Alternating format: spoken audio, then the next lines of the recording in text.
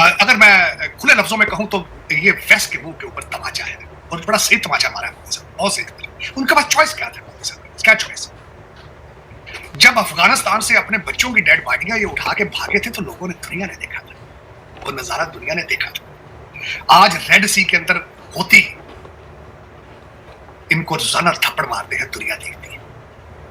Israel इनके मुंह पे सुबह शाम थप्पड़ मारता है, पैसा भी इनसे लेता है, इनके 2000 केजी के बम भी लेता है और मुंह पे थप्पड़ भी मारता है। इन हालात में मोदी साहब is a nationalist leader, nationalist. उन्होंने भारत के फायदे के लिए गए हैं, वो वहां पे लंदन की प्रॉपर्टी का डिस्कस अपने लिए नहीं गए डिस्कस करने, या दुबई के प्लाजों के लिए नहीं गए, वो नेशनलिस्ट है। मैं वो भी बताता हूँ, मैं मुझे अक्सर आपका लौड़ा लपाड़ा कह देता है, शायद ये मोदी से पैसे लेता है, कभी कहता है राग एजेंट है, लेकिन मैं फैक्ट बताऊंगा आपके सामने, मेरे से काउंटर करें या तो। अमेरिका परेशान है, इस वक्त बोखलाहट हो चुकी है, शिप से चूहे भागने शुरू हो चुके हैं। कहते हैं शिप जब डूबता है चूहे सबसे पहले भाग रहे। तो originally indirectly Russia has acknowledged India as equal as China और मे बी बिगर। बस अब जो तीसरी चीज इस पे आएगी, जो मेरे अमेरिकन भाईजान के ऊपर आखिरी तमाचा होगा भारत का, वो ये होगा कि चाइना और भारत अपने बॉर्डर चीजों को सेटल कर लेंगे, रिलेशनशिप बेहतर कर लेंगे, आप फारग हो जाएंगे, आप फिर तालियां बजाते दुबई और लंदन की सड़कों पर।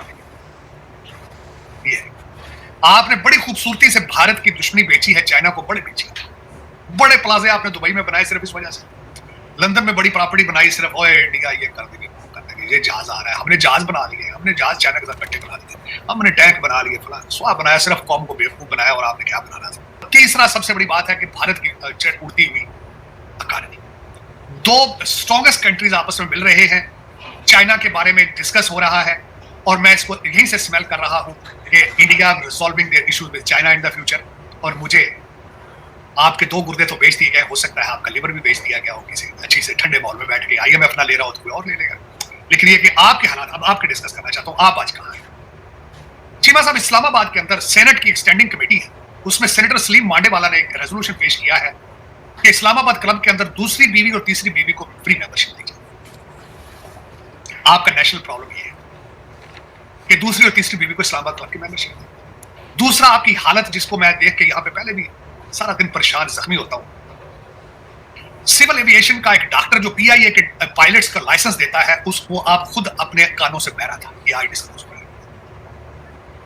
आप कहते हैं आपकी फ्लाइटें यूरोप में क्यों बैन है, आपकी फ्लाइटें अमेरिका में क्यों बैन है, ये जवाब है उसका कि जो लाइसेंस देने वाली अथॉरिटी का डॉक्टर है वो कानों से बहरा है। होगा किसी का रिश्तेदार, किसी रूलिंग एलीट का, किसी ब्रिटिश एजेंट का रिश्तेदार होगा तो क्या फर्क, आंखों से भी अंधा होता तो क्या फर्क पड़ता है, क्या फर्क, कोई फर्क नहीं पड़ता। तीसरी खबर यह है कि अब इस आलम में जब लोग अपने बच्चे भेज रहे हैं, आसिफ जरदारी साहब ने बिल पेश कर दिया है, अपना टेंडर भेज दिया है कि मेरा जो काफिला निकलता है प्रेसिडेंसी में, उसकी गाड़ियां पुरानी है, उसको डबल किया जाए, नई गाड़ियां वो खरीदी जा रही। दूसरा, उन्होंने कहा प्रेसिडेंसी का बागीचों का जो है बजट उसको भी डबल किया जाए।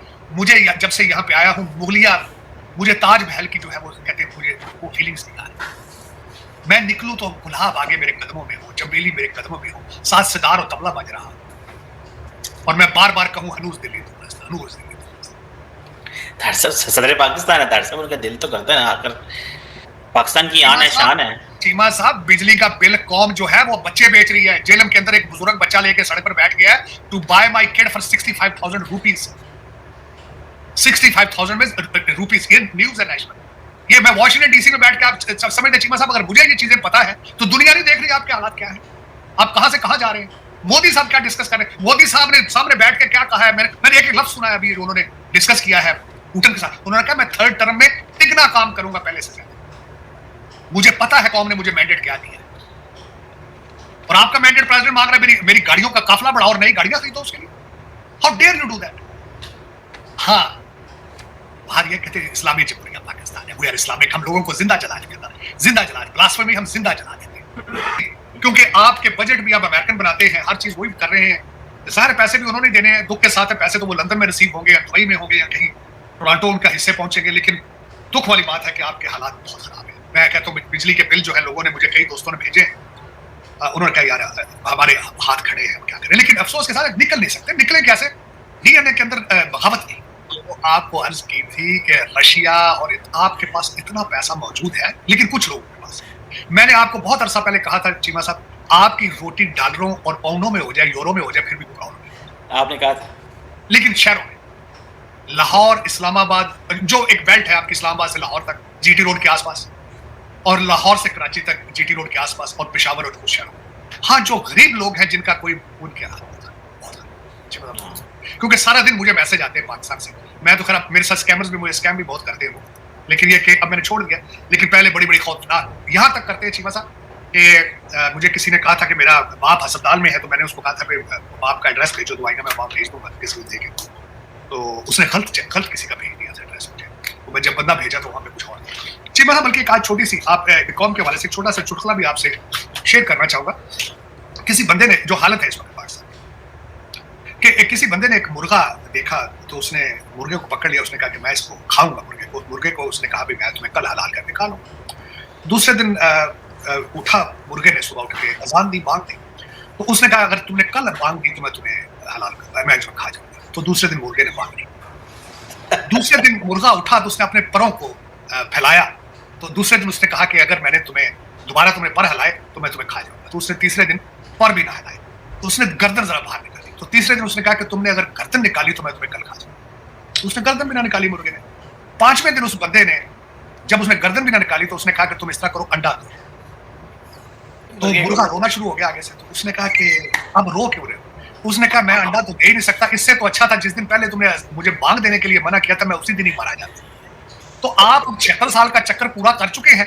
आपकी रूलिंग एलीट अब आपको कह रही है कि अंडे दो, अंडे दो, अंडे दो, अंडे दो। लेकिन आपने आप कहते ना वो अंदर 100 जूते और साथ प्याज भी खाने, तो जूते भी खाने, तो वो आपके 76 साल का साइकिल, शायद आप जिस तरह 2030 की लोग बातें करते हैं कि आप फारिग हो जाएंगे, क्योंकि जिस तरह से गंडापुर साहब जो है वो ललकार रहे हैं आपकी फेडरेशन को, तो शायद उनको पता हो स्केड्यूल क्या है, पाकिस्तान कितने दिन इसके बाकी रह चुके हैं। अगर मैं खुले लफ्जों में कहूं तो ये वेस्ट के मुंह के ऊपर तमाचा है, और बड़ा सही तमाचा मारा है, बहुत सही। उनके पास चॉइस क्या था? क्या चॉइस? जब अफगानिस्तान से अपने बच्चों की डेड बॉडियां ये उठा के भागे थे, तो लोगों ने, दुनिया ने देखा था, वो नजारा दुनिया ने देखा था। आज रेड सी के अंदर होती इनको रोजाना थप्पड़ मारते हैं, दुनिया देखती है। इजराइल इनके मुंह पे सुबह शाम थप्पड़ मारता है, पैसा भी इनसे लेता है, इनके 2000 ईजी के बम भी लेता है, और मुंह पे थप्पड़ भी मारता है। इन हालात में मोदी साहब इज नेशनलिस्ट लीडर, नेशनलिस्ट, उन्होंने भारत के फायदे के लिए गए हैं।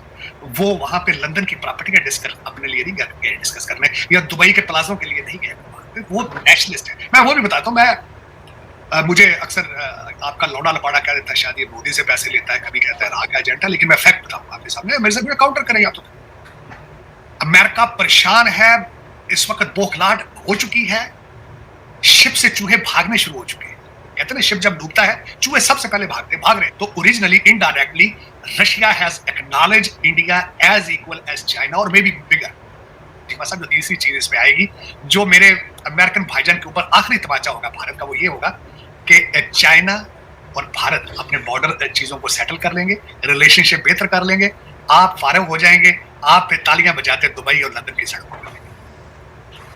ये आपने बड़ी खूबसूरती से भारत की दुश्मनी बेची है, चाइना को बड़े बेची, बड़े प्लाजे आपने दुबई में बनाए सिर्फ इस वजह से, लंदन में बड़ी प्रॉपर्टी बनाई सिर्फ, ओए इंडिया ये कर देंगे, वो कर देंगे, ये जहाज आ रहा है, हमने जहाज बना लिए, हमने जहाज चाइना के साथ इकट्ठे बना दिए, हमने टैंक बना लिए, फलाना स्वाह बनाया, सिर्फ कौम को बेवकूफ बनाया, और आपने क्या बनाना था। तीसरा सबसे बड़ी बात है कि भारत की उड़ती हुई इकॉनमी, दो स्ट्रॉन्गेस्ट कंट्रीज आपस में मिल रहे हैं, चाइना के बारे में डिस्कस हो रहा है, और मैं इसको यहीं से स्मेल कर रहा हूं कि India resolving their issues with China in the future. और मुझे आपके 2 गुर्दे तो बेच दिए गए, हो सकता है आपका लिवर भी बेच दिया गया हो किसी अच्छी से ठंडे मॉल में बैठ के, IMF ना ले रहा हो तो कोई और ले लेगा। अगर भारत के रिलेशनशिप पाकिस्तान से ठीक होते हैं, ट्रेड हो जाता है शुरू आपस में, तो वो तो कौन का फायदा है? दुबई में क्या फायदा है? आज अगर आप इंडिया कहे आपको आओ दुबई में तुम्हें कोई देते करते, आप फॉरेन टेबल में बैठ जाएंगे। और आप तो मुसलसल, आपकी फॉरेन पॉलिसी क्या है मैं बता देता हूं। आपकी फॉरेन पॉलिसी है, मैंने नोट में खा मेरा मूड बढ़े, ये आपकी फॉरेन पॉलिसी है। आप किसी से शेक हैंड नहीं करते बगैर पैसों के, वो भी डॉलरों और पाउंडों में, और वो भी लंदन और दुबई। ये आपकी बॉटम लाइन। आपका ट्रेड शुरू होगा तो इन्फ्लेशन खत्म हो जाएगी, कम हो जाएगी ना, गरीब आदमी सांस लेना शुरू कर दे, वो तो आपके इंटरेस्ट में नहीं। आपका फॉरेन, मैं आप कह रहे हैं कि वो उसकी वानी की उन्होंने स्टेटमेंट नहीं दी चीमा साहब, इसी शहबाज शरीफ साहब ने ट्रेड मिनिस्टर भेजा था आपकी दिल्ली एम्बेसी में, $1 का ट्रेड नहीं हुआ, ट्रेड इन्होंने अटाशी भेज दिया था वहां पे। नहीं, हम तो इंपोर्ट कर रहे हैं तार साहब, वो नहीं वो आ रहा है तार साहब, हम इंपोर्ट कर रहे हैं, महंगी चीज़ें इंपोर्ट कर रहे हैं क्योंकि हमें वो मेडिसिन चाहिए, वो उन्होंने बंद की हुई है, उन्होंने हैवी टैरिफ्स लगा दिए हैं क्योंकि उन्होंने जो हमें मोस्ट फेवर्ड नेशन स्टेटस दिया था विड्रॉ कर लिया है, तो पाकिस्तान ने तो खैर आपको किसी चीज की जरूरत नहीं है सिवाय डॉलरों और पाउंडों के, आपको तो किसी चीज की जरूरत ही नहीं है, आपको तो जमीर की जरूरत नहीं है, आपको तो इज्जत की जरूरत नहीं है। मरी और शिमला क्या था, ब्रिटिश लोग जो लंदन से जाके वहां पे इंडिया पे हुकूमत करते थे, उनको गर्मी लगती थी, वो दो चीजें करते थे, अगस्त के अंदर एक तो अदालतें बंद कर देते थे गर्मी की वजह से, और दूसरा आपने मरकज को शिमला बना लिया जाता था और इस साइड से मरी चले जाते ब्रिटिश रूलर।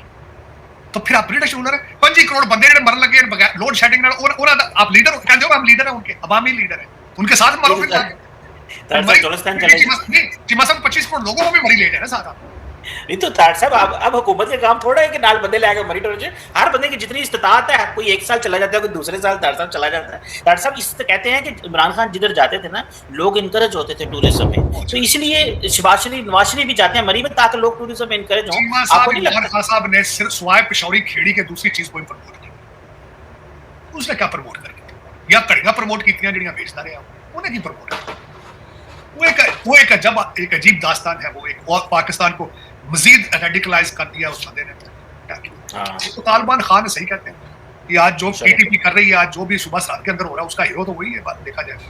लेकिन चीमा साहब अफसोस है कि मैं जो बात डिस्कस कर रहे थे हम कि आज मोदी साहब और पुतिन बैठ के रीजन और दुनिया की बातें कर रहे हैं, आप कहाँ फंसे, इस्लामाबाद क्लब के दूसरी बीवी और तीसरी की मेंबरशिप पे फंसे हैं, देखने वाली बात है। डॉक्टर साहब पुतिन साहब घोड़े दिखा रहे थे मोदी साहब को, अपने जो फार्म अपना जो अपने जाती घोड़े, बड़ी बात है। पुतिन डॉक्टर साहब जैसा भी है लेकिन बंदा टेस्ट आ रहा है डॉक्टर साहब, वो उसकी गेम चीता मैं बड़ा इंप्रेस जाती तौर पर नेशनलिस्ट, मैं हर उस बंदे से इंप्रेस हूं जो नेशनलिस्ट होता है, जो अपने कौम और मुल्क के लिए हर चीज दांव पे लगा के उसकी तरक्की की बात करता है, मैं हर उस बंदे से इंप्रेस हूं, बस देखा जाए। लेकिन चीमा साहब दुख वाली बात, अफसोस वाली बात है, ना पुतिन का घर दुबई में और लंदन में, तो ना मोदी साहब का घर दुबई और लंदन। आप सारे लंदन वासी हैं, ठीक है, 25 करोड़ लोग हैं, उनको एंजॉय करने दें, अब मरी ले जाए इनको सबको अगर जा सकते हैं, तो आप तो ठंड में बैठे हैं तो ये। लेकिन चीमा साहब दुख वाली बात है, मैंने इसीलिए पूछा, आपने कहा बड़ी अच्छी बात की कि इन्होंने उसको वानी साहब की शहादत को इन्होंने डाउन प्ले किया, तो मैं बड़ा हैरान था, वेरी वाइज डिसीजन। किसने किया होगा वो आपने बताया, डार साहब, तो मैंने फौरन अरेस्ट माय केस, मैं केस स्टार्ट पास, वो बंदा छुट्टी पे गया होगा जो फॉरेन सर्विस वाला, या फिर हो सकता है लंदन शंदन घूमने दुबई गया हो, वरना ये पाकिस्तान इस तरह की अच्छी हरकतें अच्छी चीजें करने से कहा सकते सब। लेकिन भारत को मैसेज तो चला गया है, अब जारी बात है वो इस मैसेज को रिसीव करते हैं या नहीं करते, या और डिमांड्स वो जिसे कहते हैं ना हाई कर देते हैं, वो अलग बात है। अगर उन्होंने और डिमांड तार साहब हाई की, असली अगले साल हम अगले साल कंडेम कर देंगे उनको सेट में कोई असर नहीं। चीमा साहब सबसे बड़ी बात यह है, आपके पास भारत का सही ईमेल एड्रेस ही नहीं, आपकी ईमेल नहीं पहुंच रही, वो सारी की सारी स्पैम में जा रही है, आपकी सारी ईमेल स्पैम में जा रही हैं, उनको कोई मैसेज नहीं पहुंच रहा क्योंकि आपके पास भारत का सही ईमेल एड्रेस ही मौजूद नहीं। उन्होंने ब्लॉक कर दी तार से हमारी ईमेल, ब्लॉक नहीं की, उन्होंने ब्लॉक नहीं की, वो वैसे ही स्पैम में जा रही है सारा कुछ, क्योंकि सिंसियरिटी नहीं है। लेकिन जब आप पाकिस्तान के लिए सिंसियर नहीं तो भारत के साथ किस तरह सिंसियर होंगे? जब आप पाकिस्तान, कोई पाकिस्तानी चलाने वाला नहीं मिल रहा आपको, पाकिस्तान ही नहीं किसी कोई सिंसियर होंगे तो तब ना, वो किस तरह करेंगे? पहले मोदी साहब आए थे तो आपने क्या किया था? वो डरे, वो घबराते, वो कहते यार they are not trustworthy party to begin with, ये these are the issues they have, और उस पे किस तरह आप उनको इत्मीनान में लेंगे, ये this is up to you. लेकिन आप उस पे स्टेप नहीं ले रहे हैं, बिल्कुल मेरे ख्याल में नहीं ले रहे हैं, जो मेरे लिए भी एक काबिल अफसोस है, क्योंकि मैं खुद ये चाहता हूँ कि पाकिस्तान भारत के रिलेशनशिप ठीक हो, ट्रेड शुरू हो, पूरे का पूरा रीजन इंप्रूव करे, ना कि सिर्फ भारत अकेला तरक्की करे। ये दिस इज व्हाट माय बिल्कुल रीजन, पूरे का पूरा रीजन जो है वो बिल्कुल आप सही कह रहे हैं। लेकिन तार साहब आज की जो पंच लाइन है वो यही है कि तार साहब ने ये कहा है कि पाकिस्तान जिधर ईमेल भेजता है वो ईमेल ही नहीं पहुंच रही भारत में, वो स्पैम में चली जा रही है। तो ये जो है ना आज की पंच लाइन है। तो दोस्तों जैसा कि आपने क्लिप में देखा कि अमेरिका के ना मतलब कि 17 से 18 एयरक्राफ्ट जो है ना मतलब कि वो मार गिराए गए हैं, ये दावा किया है ईरान ने। ठीक है भाई साहब, जो अभी हाल ही में जो अभी खबर आई है कि भाई अमेरिका का इतना बड़ा विमान था, वो एयरक्राफ्ट था जो कि निगरानी करता था, जो कि रडार को मतलब कि जाम कर देता था, मतलब कि जब वो उड़ता था ना तो मतलब आसपास जितनी भी मिसाइल सिस्टम वगैरह होते थे ना, एयरक्राफ्ट सिस्टम वगैरह, मतलब सबको जाम करता हुआ निकलता था। ठीक है भाई, सब कोई भी मतलब सब चीज़ को डिटेक्ट कर लेता था, उसको मार गिराया भाई ईरान ने। मतलब कि भाई ये अमेरिका का बहुत बड़ी मतलब कि अमेरिका के पास ये 16 थे ये निगरानी करने वाले विमान ना, जो बोइंग के जो है, ये बोइंग के निगरानी करने वाले विमान मतलब कि अमेरिका के पास 16 थे, ठीक है वैसे अब ये 15 रह गए हैं सिर्फ और सिर्फ अमेरिका के पास में। तो ये अमेरिका को सबसे बड़ा मतलब कि झटका लगा है भाई, मतलब ईरान से, ठीक है भाई सब। ईरान मतलब जिस ईरान को ये सोच रहे थे कि ये तो भाई पत्थर के ज़माने के लोग हैं, इनको तो 2-4 दिन के अंदर ये फारिग है, और 2-4 दिन के अंदर हम रिजिम भी चेंज कर देंगे, उसके बाद अपना सुप्रीम लीडर बैठा के अपनी कठपुतली सरकार चला लेंगे और ईरान का सारा तेल निकाल लेंगे। ईरान का सारा जैसे वेनेजुएला पे कब्जा कर लिया था ना, वैसे ईरान का तेल निकाल के अब हम चलाएंगे ईरान से हुकूमत, और ईरान का तेल सीधा जाएगा अमेरिका और अमेरिका बेचेगा पूरी दुनिया में। लेकिन भाई मतलब कि ईरान गले पड़ गया भाई साहब, ईरान ने स्ट्रेट ऑफ हॉर्मज़ भी बंद कर दिया, ठीक है भाई साहब। वहाँ से जो तेल निकलता था भाई 1/5 ऑयल जो पूरे वर्ल्ड का वहाँ से गुजरता था स्ट्रेट ऑफ हॉर्मज़ से, वो बंद कर रखा है, ठीक है भाई साहब। उसकी वजह से अमेरिका पे अलग प्रेशर है भाई साहब, अमेरिका के जो अलाई है वो अमेरिका प्रेशर डाल रहे हैं कि भाई साहब ये क्या कर रहे हो, हमारे यहाँ तो महंगाई बढ़ रही है भाई, ये क्या कर रहे हो अमेरिका, ठीक है। अमेरिका से दोस्ती करने का ये नतीजा होता है कि भाई साहब हमारे यहाँ पे भाई साहब महंगाई बढ़ती जा रही है, रुकने का नाम नहीं ले रही है, ठीक है भाई साहब। इस वजह से अमेरिका के ऊपर बहुत ज़्यादा प्रेशर बनाया जाता है। खुद नाटो अलायंस कह रहे हैं कि भाई ये क्या कर रहा है भाई, मतलब कि भाई हमारे यहाँ पे इतनी महंगाई बढ़ रही है, हमें जो ऑफिस हैं भाई वो हफ्ते में 4 दिन मतलब कि क्या बोलते हैं 3 दिन खोलने पड़ रहे हैं भाई साहब, 3 दिन, बाकी दिन छुट्टी दी है भाई उन्होंने, 3 दिन खोलने पड़ रहे हैं, बाकी दिन ऑनलाइन काम करवाने के लिए बोल रहे हैं। और भाई साहब मतलब कि कोई भी मतलब एक्टिविटी नहीं हो रही है भाई, मतलब कि बाहर मतलब गाड़ियाँ नहीं निकल रही हैं, मतलब कि पेट्रोल की शॉर्टेज हो रही है भाई। पाकिस्तान का जो एलाई बनता है, पाकिस्तान मतलब कि जो अमेरिका का जो एलाई बनता है ना, पाकिस्तान जो मतलब कि अमेरिका के गोद में बैठ के खेलता है भाई साहब, उसके वहाँ पे तो भाई साहब इतनी शॉर्टेज हो गई ना कि बस पूछो मत भाई साहब। वहाँ पे जो उनकी लीग होती है ना, पाकिस्तान सुपर लीग, जिसका नाम अब लोगों ने रख दिया है पेट्रोल शॉर्टेज लीग, ठीक है भाई साहब, पेट्रोल शॉर्टेज लीग रख दिया उसका नाम भाई साहब। वहाँ पे स्टेडियम में लोग ही नहीं आ रहे, खाली स्टेडियम में उन्हें PSL करवाना पड़ रहा है भाई, मतलब कि भाई गाड़ी चलाने के लिए पाकिस्तान की चीखें निकलती है। हमने कोविड-19 में भी देखा था, पाकिस्तान की चीखें निकल जाती भाई, इन्होंने कुछ बैकअप प्लान्स रखे ही नहीं रखे भाई, अपने आवाम को मतलब कि चूरन देते रहते हैं कि भाई साहब भारत आ जाएगा खा जाएगा बस, और कुछ नहीं करते भाई अपने आवाम के लिए। मतलब जो पैसा आता है, जो लोन के नाम पे इनके पास पैसा आया, एड के नाम पे पैसा आया, ठीक है भाई, जो इनके यहाँ पे सैलाब आते हैं उसके नाम पे पैसा आया भाई साहब, ये सारा खा जाते हैं भाई, सारा मतलब लंदन, पेरिस, टोरंटो चल जाते हैं इनके इस्टेब्लिशमेंटों के अकाउंटों में। इनके बच्चे पढ़ रहे हैं वहाँ पे, क्या बोलते हैं, अमेरिका, लंदन, पेरिस में पढ़ रहे हैं, AI सीख रहे हैं भाई साहब, मतलब कि आर्टिफिशियल इंटेलिजेंस सीख रहे हैं। लेकिन भाई जब ये पाकिस्तान के बच्चों को कहते हैं कि भाई साहब आओ जिहाद करें भाई साहब मतलब जिहाद के पीछे लगाया हुआ है भाई साहब, इन्हें सच में पता भी नहीं है कि भाई साहब जिहाद का मतलब भी क्या होता है भाई साहब। मुसलमानों का नाम जितना पाकिस्तान ने ख़राब कराया ना भाई साहब, उतना तो किसी ने भी नहीं करा होगा, ठीक है भाई साहब। मतलब कि लोगों को बोलते हैं भाई साहब, क्या क्या बोलते हैं, चूरन देते हैं, लेकिन भाई साहब अपनी आवाम को सहूलियत देने के लिए कुछ भी नहीं करते हैं, ठीक है भाई साहब। अब जो पाकिस्तान को झटके मिल रहे हैं ना अमेरिका के कैंप में जाने के बाद भाई साहब, वो तो भाई देखने वाली चीज़ है भाई साहब, क्योंकि भाई मतलब कि पेट्रोल की इतनी शॉर्टेज हो गई है, पाकिस्तान की चीखें निकल रही है भाई साहब, गाड़ियाँ तक नहीं चला रही है, गाड़ियाँ बेच रहे हैं, इनकी इस्टेब्लिशमेंट गाड़ियाँ बेच रही है भाई, कि भाई ले जाओ ये BMW भाई साहब, बड़ी बड़ी गाड़ियाँ जो रख रखी है ना इन्होंने भाई साहब, उसको बल्क में बेच रहे हैं भाई, क्योंकि भाई साहब कोई मतलब पड़े पड़े तो सड़ी जाएंगी गाड़ियाँ, मतलब वो ख़राब हो जाएंगी, इनको चलाएगा कौन, चलाने के लिए चाहिए पेट्रोल है नहीं भाई, मतलब कि रशिया से ले नहीं सकते, ये रशिया से लेंगे तो भाई साहब अमेरिका नाराज़ हो जाएगा, चाइना से कुछ लेंगे तो भाई साहब चाइना के पास भी तो बहुत रिजर्व है, चाइना भी तो बहुत सब खरीदता है, वही उससे खरीदेंगे तो वही फिर अमेरिका नाराज़ हो जाएगा।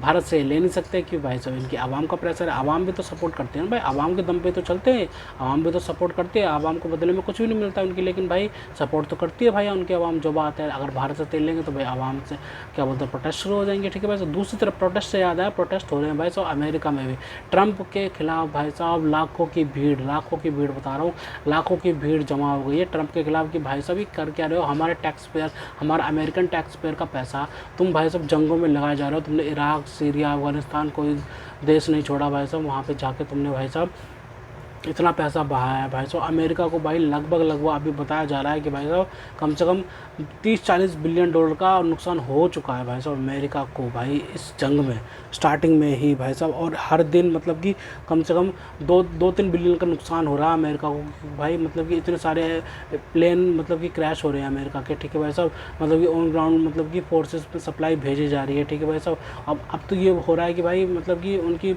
अमेरिका की जो फ़ौज है ना भाई, वो मतलब कि बूट्स बूट्स ऑन ग्राउंड होने वाला है भाई साहब, क्योंकि भाई मतलब अमेरिका के क्या बोलते हैं, ईरान के अंदर अमेरिका की फ़ौज घुसने वाली है, ऐसा भी अंदाज़ा लगाया जा रहा है। अगर भाई साहब अगर भाई अमेरिका की सेना उतरती है तो भाई फिर से अगर वही चीज़ ना हो जाए भाई साहब, जैसे इराक, सीरिया और क्या बोलते हैं अफगानिस्तान में हुआ था वैसे ये सालों साल लड़ते ही रहते भाई, लड़ते ही रहते हैं। 10-10 साल 20-20 साल भाई सब लड़ते रहते हैं भाई साहब। अफगानिस्तान देख लो, सीरिया, इराक उठा लो, मतलब कि भाई इनकी जंग ही नहीं ख़त्म होती भाई। जब ये अफगानिस्तान से निकले थे तो भाई इनको पता नहीं कितना नुकसान हुआ था। इनके 15,000 4,000 15,000 16,000 कुछ इनके सैनिक मारे गए भाई। मतलब कि जहाँ से निकलते हैं इनके सैनिक भी मरते हैं भाई साहब, इनका पैसा भी वेस्ट होता है। फिर उसके बाद ये असला भी छोड़ के चले जाते हैं भाई साहब। अफगानिस्तान में तो कोई अनोखी चीज़ करी इन्होंने कि अपना असला भी छोड़ के चले गए थे भाई, ये असला भी छोड़ गए थे जो कि भाई साहब पाकिस्तान के खिलाफ इस्तेमाल कर रहा है तालिबान। तो दोस्तों अगर आपको हमारी ये वीडियो पसंद आई तो कम से कम व्हाट्सएप पर जरूर शेयर कीजिएगा, साथ साथ चैनल को सब्सक्राइब करके हमारा मनोबल जरूर बढ़ाएगा ताकि हम आपके लिए ऐसे ही मनोरंजन वीडियोस बनाते रहें। तो गाइस मिलते हैं आपसे अगली वीडियो में, तब तक के लिए जय हिंद।